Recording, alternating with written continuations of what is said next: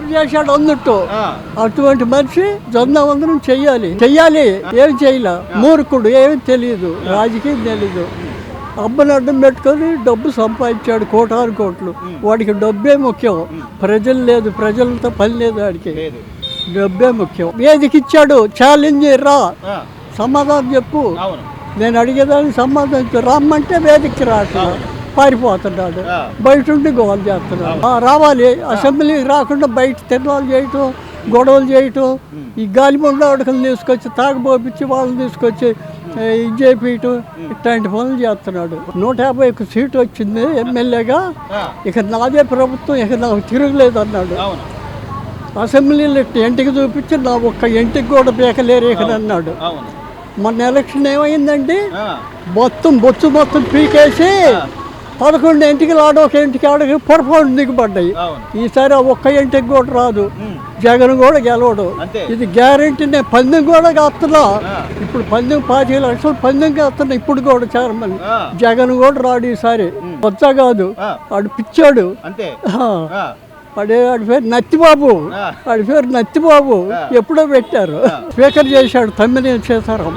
Speaker అంటే అన్ని పార్టీలకి సమానమైన మనిషి, అందరికీ అవకాశం ఇవ్వాలి. తెలుగుదేశం వాళ్ళు ఏదన్నా మాట్లాడితే కూర్చోవా, అదే భాష. మొన్న చచ్చిపోయిన మనిషిని సర్టిఫికెట్ పెట్టి ఆస్తులుగా చేశారు అబ్బా కొడుకులు ఇద్దరు. ఇక్కడ కూడా గెలవడు, జగన్ కూడా గెలవడు. నేను 25 లక్షలు కాస్తాను, మందిని కూడా చేస్తున్నాను. నమస్తే మేడం, మీ పేరు? నా పేరు విశాలాక్షి అండి. 25 ఇయర్స్లో సోషల్ స్కూల్ అసిస్టెంట్ పోస్ట్ వచ్చింది.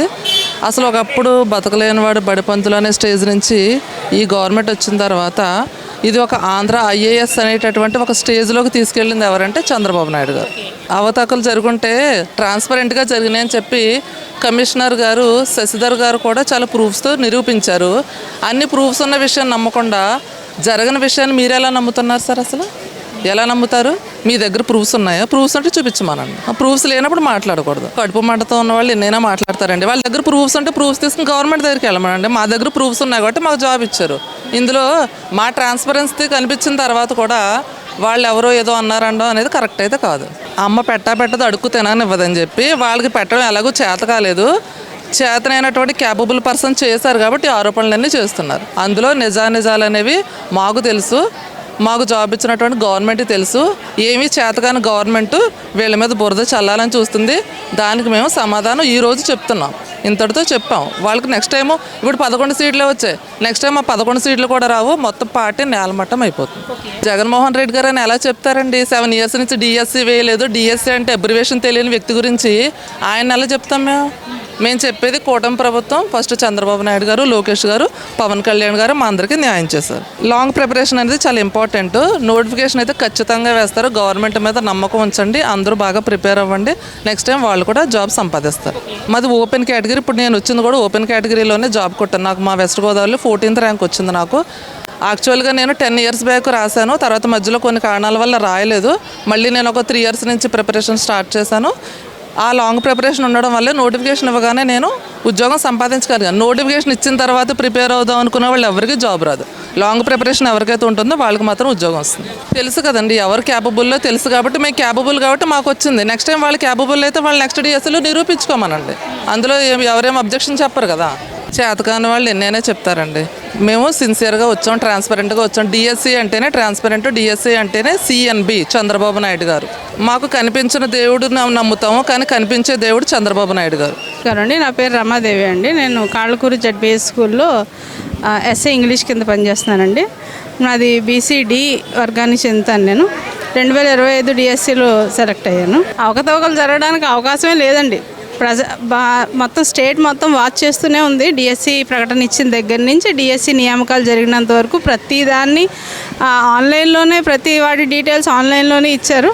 ప్రతిదానికి ఆన్లైన్లో డేటా సేవ్ చేసే ఉంది.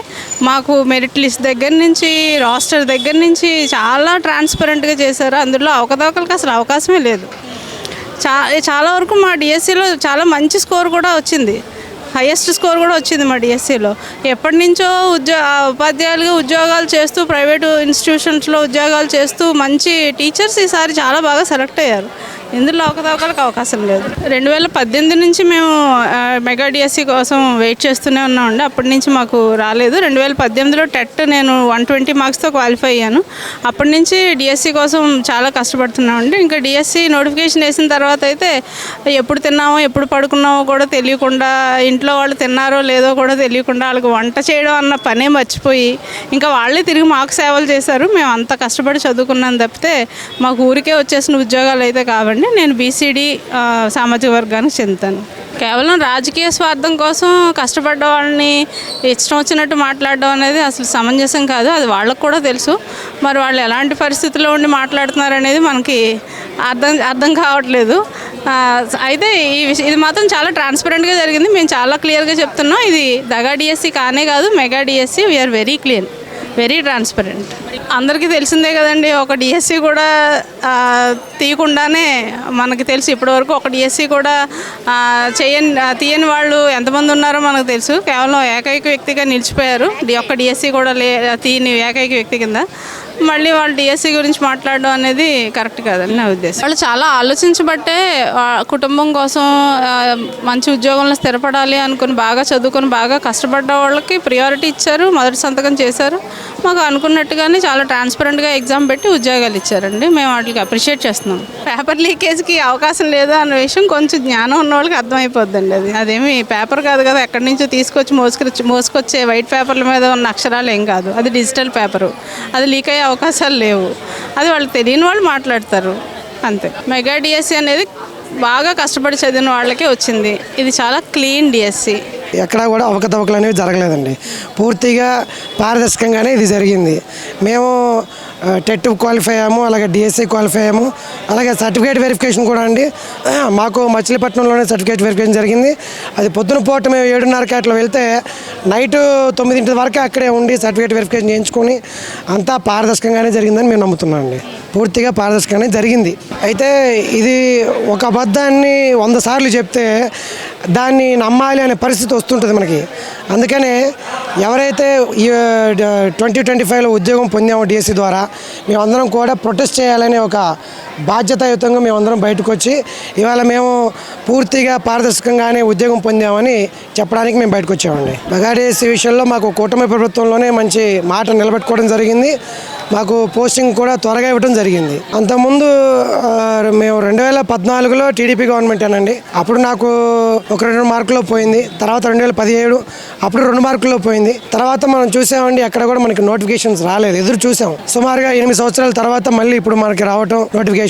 మేము అప్పటి నుంచి 2014 నుంచి కూడా మేము ప్రిపేర్ అవుతూనే ఉన్నామండి. కోచింగ్ సెంటర్కి వెళ్ళాం, ప్రిపేర్ అయ్యాం. అలా ప్రిపేర్ అయ్యి ఇవాళ ఎంతో కష్టపడి సాధించుకున్న ఉద్యోగం అండి ఇది. అది బీసీబీ అండి, విశ్వబ్రాహ్మణ్స్ కేటగిరీలో వచ్చింది మనకి. నెక్స్ట్ నేను 2013 బీఈడీ అయిపోయిందండి నాది. ఆ తర్వాత ఎప్పుడైతే బీఈడీ అయిపోయిందో అప్పుడు 2014లో మన టీడీపీ పరిపాలనలో మనకి టెట్ నోటిఫికేషన్ ఇవ్వడం జరిగింది. అప్పుడు రాశాను, అటెంప్ట్ చేశాను. అప్పటి నుంచి కూడా నేను ప్రిపేర్ అవుతూనే ఉన్నాను. అప్పటి నుంచి ప్రిపేర్ అవుతూ అలా 2017లో 2 మార్కులతో పోయింది నాకు. స్టేట్ బీసీలో సెకండ్ ర్యాంక్ వచ్చింది అప్పుడు నాకు. 2 మార్కుల్లో పోయింది. తర్వాత మళ్ళీ అట్లనే ప్రిపేర్ అవుతూ ఉన్నాను కంటిన్యూస్గా. ఈ లోపల నేను బయట సిమెంట్ పనులు, కూలి పనులు చేసుకుంటూ అట్లా ప్రిపేర్ అవుతూ రాత్రి పగలు ఈ లోపలనే పెళ్ళయింది. ఒక బాబు. కుటుంబాన్ని కూడా కాస్త దూరం పెట్టి కోచింగ్కి వచ్చి కోచింగ్ తీసుకొని ప్రిపేర్ అవుతుండండి. రోజుకి 18 గంటలు ప్రిపేర్ అయ్యానండి. నైట్ 11 అయ్యేది, ఒక్కోసారి 2 అయ్యేది. అట్లా ప్రిపేర్ అవుతూ కష్టపడి చదువుకొని ఇలా మొన్న 2025లో మనకి జాబ్ రావడం జరిగింది. ఇది చాలా అవమానకరంగా ఉందండి. నాకు తెలిసి చరిత్రలో ఎన్నడూ జరిగినంత విధంగా మాకు అపాయింట్మెంట్లు ఇవ్వడం జరిగింది. చాలా గౌరవప్రదంగా మేము తీసుకున్నాం. ఎంతోమంది మాకు సన్మానాలు కూడా చేశారు.